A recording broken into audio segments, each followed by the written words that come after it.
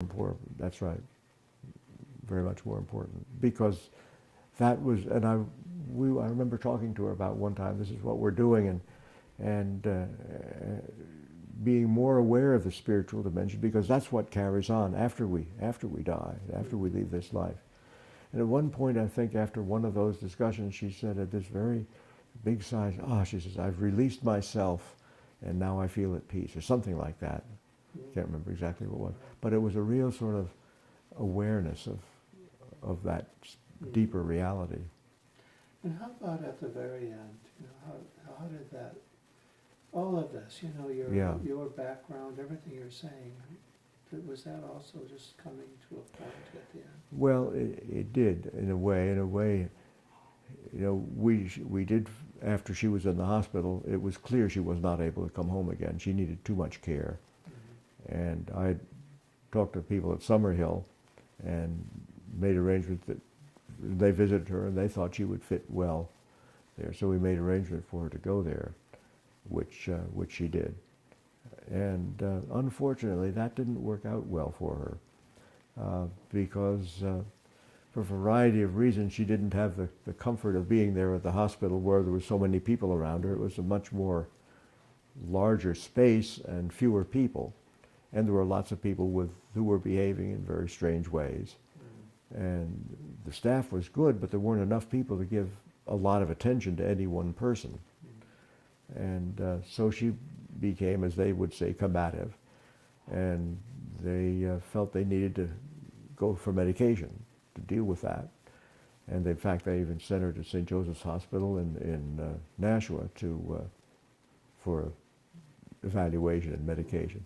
And that really never helped. That she didn't have very many lucid times after that. She got more and more depressed and more out of it. And I really feel that the medication was not that helpful. She did have she did then come back to Summerhill and did have one really bad experience there of being combative, and even after all this medication, they had to call me, and I came running in, and a whole bunch of people were with her, and I finally got her calmed down some, and she was being, this thing about the demonic stuff, and so I had to point out, I said, Patty, there's nobody demonic here. Everybody here is trying to help. There's nothing demonic going on here now. And she finally calmed down, and again, like she did on her father, she said, yes, the demonic is my own anger. And a different, I mean, she sometimes would say, oh yes, it's just me, I'm just angry. But this wasn't that way. It was a different thing, as if she really came to grips with it. And that was only a few days before she died. And I have a sense that helped her to pass. And finally they told me, I had asked the doctors, is she ready for hospice care? Mm-hmm. And the doctors, both the doctor at the Cheshire Hospital and the doctor at St. Joseph's, oh no, she's got lots of life left. The doctor over there had even said she has probably only months to live, but no, he wouldn't approve hospice care, which was very upsetting to me. Mm-hmm. But when the people at Summerhill said, the only way we can treat her is if she's in hospice care, and they give her some morphine and other palliative medications that we can't use if she's not on a hospice.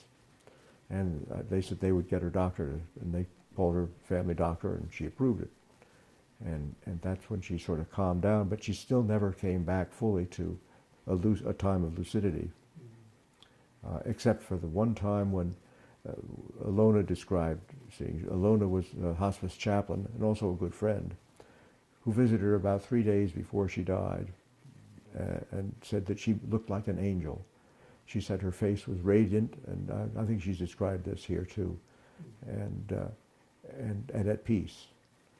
And there was the same thing at a little party they had at the hospital for my birthday. It was at the end of January, shortly before she died. And I saw her then much more at peace than she has been. So there was this being at peace, even though there was part of it that was covered up by other stuff. And she was not really aware of a lot. So you you feel that she was ready? My sense is that she was ready and that she was at peace. In fact, my sense is that her spirit probably passed shortly after Ilona saw her that Friday night. Mm-hmm. And then it wasn't until the following Tuesday night that she actually died. But she wasn't, I'm not sure she could even tell I was there. Yeah. She was very out of it physically. So I wouldn't be surprised if her spirit had left shortly after that.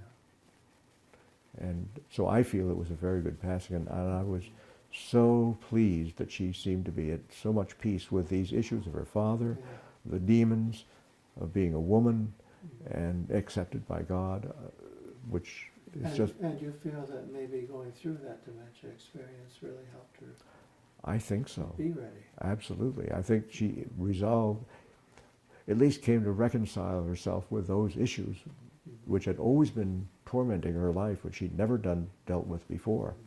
I think it's through the dementia process that she did that work. Yeah. Could I ask a question a little bit at a distance from this?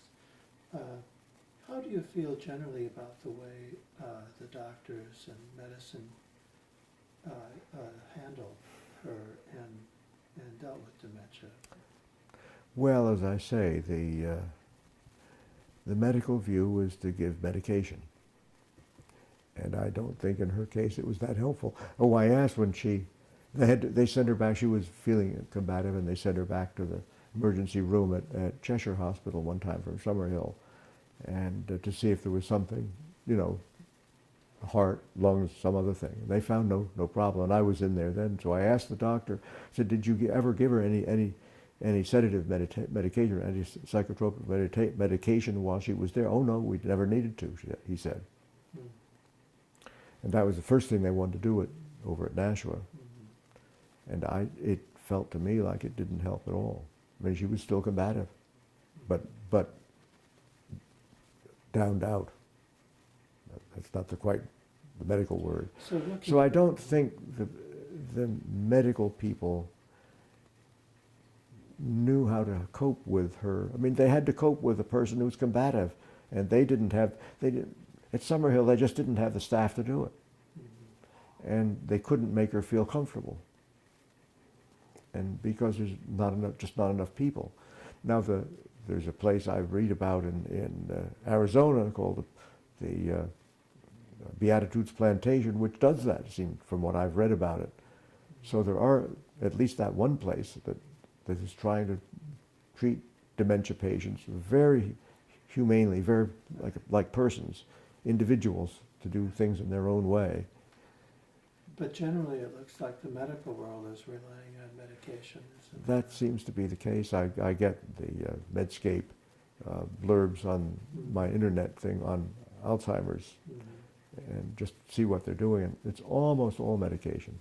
Do you think then, do you think there's any hope that the medical profession could learn something, could get more of this bigger? Well, I hope picture? people, one of the reasons I wanted to make this presentation here is to hope that people of all kinds learn something about at least our experience. Right. And I'm not, again, I can't say that all people would have the same process that we have here, but talking to people who are hospice volunteers and hospice chaplains, people when they die often go through a variety of issues in their life. It's this life review that people go through. And a lot of that, I think, is the same process, going and reviewing the issues they never fully dealt with or were able to deal with. And sometimes it's possible and sometimes it isn't to help people through it. Dementia gives you long enough to do that, at least in Pat's case. But if it's only a couple of weeks or a month, why, maybe not, I don't know. But clearly there's something that goes on at this time of death that people are beginning to learn about that we haven't known about before. Now, one of the things that people do today in trying to get beyond the purely medical view is they turn to other spiritual traditions. And you did that too, as part of this. You went to the Sioux. Oh, well, yes, that's right. When I began to be concerned that maybe there really was a demon. I know that there are demon possessions that go on. Jesus has encounters with demons, and I know that in the Native American tradition, there are awareness of demonic negative energy. And so I began to feel maybe there really was an issue like that we had to deal with, and I had no idea how to do with that. So I did contact a friend who was an assistant to a medicine man at the Sioux Reservation in South Dakota, and asked could they do a ceremony for Pat. And he said absolutely. So they did a ceremony only about a week before she died, and the medicine teacher there concluded after their ceremony, it was sort of like a diagnostic ceremony to see what was going on. He said there is no outside demon. The demon she's concerned about is within herself. If there had been an outside demon, we would have done another kind of ceremony, and we would have done battle with that demon and gotten rid of it.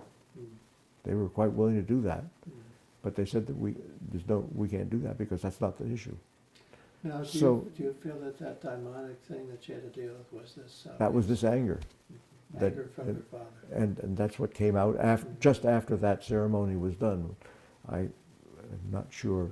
I have a feeling there was some influence of the fact that the ceremony was done on it from a distance. But well, you're happy you did that. Oh, very happy I did it, and very delighted.